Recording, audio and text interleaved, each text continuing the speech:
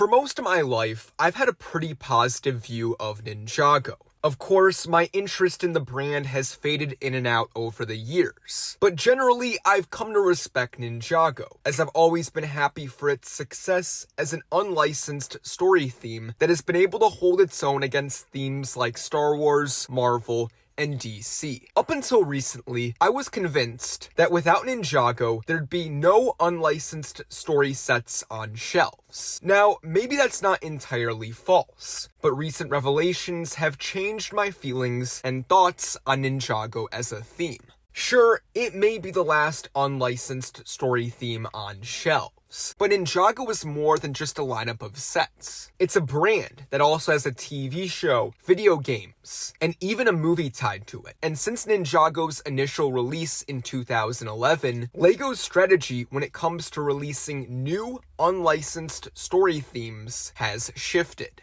So, is Ninjago really the savior of unlicensed story themes? Or is it in fact the theme that destroyed any hope of receiving more unlicensed, non-evergreen lines? This is the story of how Ninjago changed LEGO forever. After releasing my video on how Creator is preventing the return of classic LEGO properties, I received dozens of comments from passionate LEGO fans pointing the finger at Ninjago for the lack of castle, space, and pirate themes. While many of them blamed Ninjago for taking up shelf space or for absorbing classic LEGO concepts into sets, the sheer volume of comments I received prompted me to take a look at Ninjago in a new light. And when I did, I was shocked by the discovery I made. The success of Ninjago as a theme that accidentally turned evergreen has caused LEGO to completely rethink their strategy when it comes to releasing unlicensed story themes.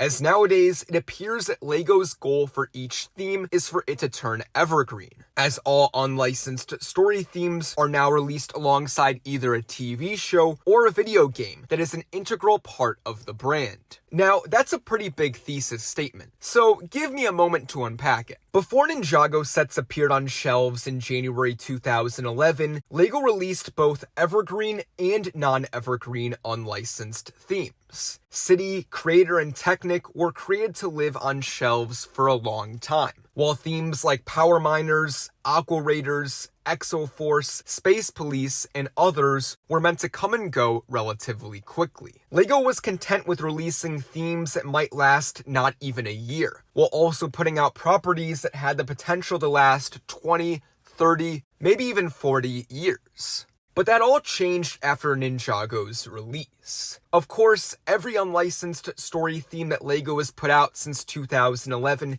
hasn't turned evergreen, as yes, many of them have flopped. But all of these themes were created with the idea in mind that they could become evergreen. LEGO was no longer content with creating themes that would just come and go. They wanted every unlicensed theme to be evergreen.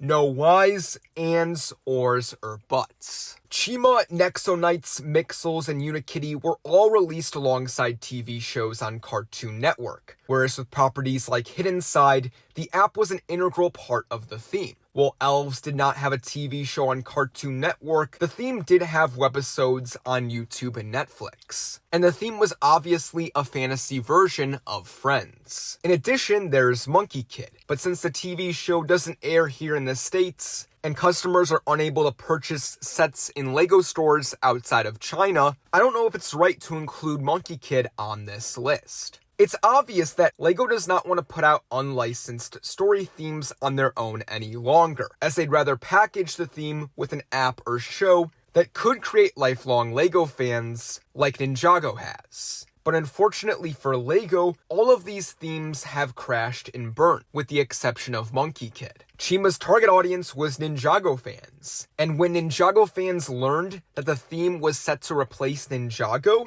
they immediately pulled away their support. Mixels, Unikitty, they came and went. And while Nexonites was alright, I think Ninjago fans were wary of LEGO's intentions after the whole Chima debacle. Whereas with Hidden Side, LEGO pushed the app way too much, destroying any ability the sets had of surviving on their own. Again, Monkey Kid appears to be doing just fine, but LEGO's decision to pull Monkey Kid from store shelves here in the United States is a bit odd. Even without the success of Monkey Kid though, I doubt that this current practice by LEGO when it comes to releasing new unlicensed story themes would have gone away. LEGO doesn't want to release non-evergreen story themes anymore like they did in the past. Sure, it worked before, but it's a lot easier in the long run and is way more profitable to create another evergreen theme like Ninjago. Yes, they have failed plenty of times, but it's only a matter of time before they strike gold again.